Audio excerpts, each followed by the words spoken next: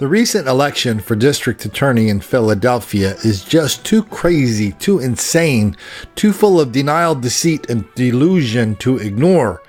They had a couple of debates, and throughout each of the debate, there was only one issue each of the candidates disagreed upon, and that was each candidate believed he was down with the cause more than the other 6 candidates. He was the one, or she was the one, who saw that black people are relentless victims of relentless white racism all the time, everywhere. That explains everything, especially why those damn cops in Philly keep arresting black people for no reason whatsoever. You know what? Let's just go through a few minutes of some of the flavor of the race, and then let's look at the surprising and unbelievable thing that happened on election night. I fully support restoring the right to vote to people who have served their time and are getting out of prison. There's no question. We have systemic racism in this country that came about long before any of us were born, right? It's something that we live with, and what we have to do as prosecutors is we have to be honest and recognize that and be vigilant about stamping out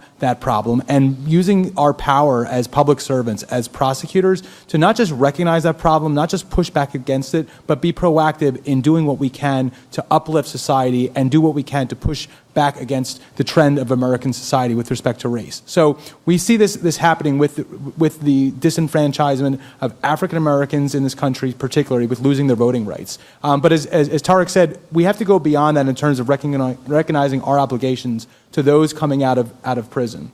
If the question we're asking whether or not we can review that, and based upon what we believe to be impractical, we believe to be racist. Let's be very clear. Racist prosecution. The 2 people in jail are people that are black people. Mm-hmm. Bottom line, the poorest people, the marginalized people. The first thing I want to look at when I get into that office is the disparity between the number of white people versus minorities who are hired in that office, the number of men versus women who are hired in that office, because there are more men than women, there are more whites than minorities, the men are paid more than the women, the whites are paid more than the minorities. If you want to look at institutional racism, it starts in the office. So we start in the office, and classism and sexism.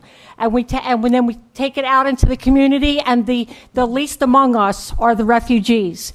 And we have about 1 in 4 women in Philadelphia will be sexually assaulted. This is something we need to address. Mm-hmm. The DA's office needs to be guided by a policy of humanity towards everyone. The White House right now is racist, it's xenophobic, it tries to gain power with hate. Mm-hmm. And we can't back policies like that. We have to back policies that treat each and every Philadelphian equally. I'm sitting on this stage with people who are women, people who are of color, who frankly would not be here if it hadn't been for the history of protest and nonviolent direct action to achieve social change. I have a record of 25 years of defending activists in Philadelphia and doing it for free, starting with ACT UP, coming up all the way through Black Lives Matter, who have come to me repeatedly when they needed someone to represent them. These groups are always controversial when they start. Sometimes these stories get so big and so strange, they exceed even the ability of the most determined reporter, not to mention what is some of the big things that happened in these campaigns. So in this campaign, Krasner won. He dominated. I think he got like 40% of the vote. The next one had like 20%, something like that. But what was weird is the reporters in the local daily newspaper and 2 of the TV network TV affiliates, they actually reported that George Soros was a major factor in this election.